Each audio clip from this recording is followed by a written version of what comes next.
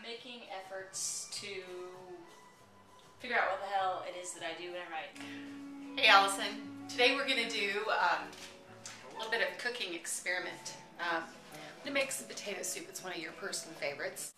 So what I'm doing is I'm going to videotape, my brother's going to videotape my mom cooking, and then I'm also going to include with the video camera in the mail a envelope of secret questions. I thought I would formulate my questions now and answer them myself. And I'm going to try and write this recipe so I can include it in my October newsletter to some of our clients and friends on our website. Okay, we're going to start. How do you know when to follow prescribed methods and when to improvise? What guides that decision? If I'm making something I've never made before, I generally read through the instructions and follow them pretty closely. The only time I feel like I really follow a prescribed method is if I'm writing something that's a very strict genre, like a grant proposal. If it's similar to what I've made before and I feel comfortable with taking some chances, taking some risks, I'll do that. But if there's new technique that if I'm not really familiar with, I'll definitely follow the recipe and study diagrams, whatever it takes. And I try not to do something as bad as I did it last time, and I try to strive to do things better, the better things, to do them even better than I did the last time. What do you do if it doesn't work? Well, you can always order pizza. If it doesn't work, it doesn't work, and I try something else. But generally, your friends and family are very forgiving, and if you look at cooking as an adventure and an experiment, and you just stay calm and have fun with it, chances are you're going to get a good result. And if you don't, well then, big deal. What have you lost? You've learned a little bit of something along the way.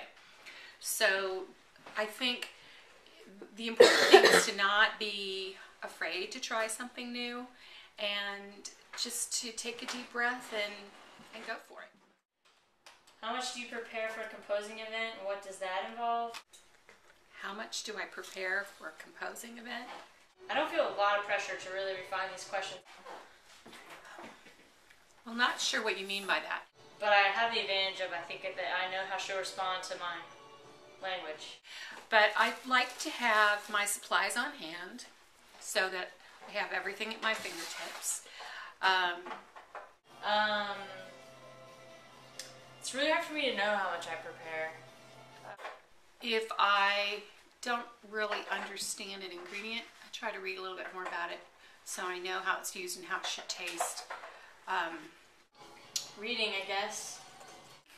In a field that I'm passionate about and really enjoy, I just sort of let my instincts take over and trust them. I think usually I have okay instincts.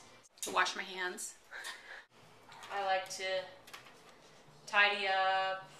I like to have wine handy if it's a nighttime cooking at home. But I like to have something to drink. Preparation is really all about having the right tools, the right ingredients on hand, and allowing enough time to get the job done. I think as I've had to start writing more and more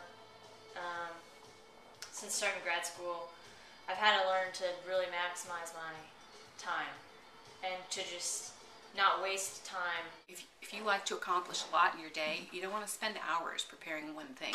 You want to shorten your time up and do things as efficiently as possible. Where, how, and from whom did you learn to do what you do? I learned by watching my parents and helping out in the kitchen. I had pretty good teachers all through school. I was fortunate to work in a professional kitchen when I was in my 20s, and I observed a little bit of technique there. That's where I learned to bone chicken breasts. Learning through imitation, trying to write like my favorite writers. Cooking, I think, is a lifelong adventure, a lifelong lesson. You don't know it all immediately, and it's important to ask questions and be open to other people's suggestions on how to do things more efficiently. I don't know, I feel like I learn from everyone that I interact with. Everybody, in any writing I read, I feel like I try to take something from it. If I admire something about it, I try to find a way to learn that thing that I admire. What do you do when you make something? What is the composing act for you, the composer? What does it mean? Oh, it's the entire process from start to finish. And, I like the beginning. I like the sense of, I am going to make this today. I'm going to make the soup today. But I really feel like I'm creating. the best part is the culmination of the effort at the end. When it's finished and I taste it and I know it's right, and when I give it to you, my guest, or you, my son, or you, my husband, and you taste it and you say, oh, this is really good. This is the best. I'm understanding and I'm learning. To me, that is worth all the effort, all the labor. It's how I interact with the world. Cooking for me is truly a labor of love, and just to see someone that I care about enjoy something I've made is worth every moment of labor. Why do you undertake it? Because I can't see my life going any other direction. Cooking is a huge part of who I am and what brings me personal satisfaction, and I do what I do because it's a gift. I think it's a gift that it's a talent that I have.